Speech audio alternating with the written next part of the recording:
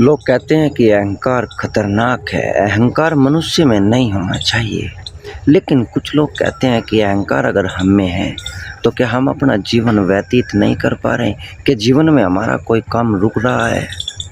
हमें तो कोई प्रभाव अहंकार का नहीं नज़र आता। लेकिन आज मैं आपको मैं घिसे पीटे तर्क भी नहीं दूंगा कि अहंकार दूसरे की चेतना को गिराता है, दूसरे को पीड़ा देता है या दूसरे को नीचा दिखाता है। मैं कहता हूँ अहंकार स्वयं के लिए बड़ा खतरनाक है। अगर मैं अहंकार करूँ और सामने वाला बुद्ध हो तो फिर क्या होगा, उस पर कोई प्रभाव नहीं पड़ेगा। और अगर मैं अहंकार करूं कि मैं तो ज्ञानी हूं, तो मैं क्या दूसरे को समझूंगा या दूसरे की बात सुनूंगा, और सुनूंगा तो उसका विरोध करूंगा, क्योंकि मैं तो अपने को ज्ञानी मान रखा हूँ। और इसीलिए अगर मैं अपने को ताकतवर भी मान लूँ तो मैं और दूसरे को देखूंगा और उसे की स्थिति अगर थोड़ी कमज़ोर हुई तो मैं तो उसे कहूँगा कितने दुर्बल हो भाई, कुछ खा पी लिया करो।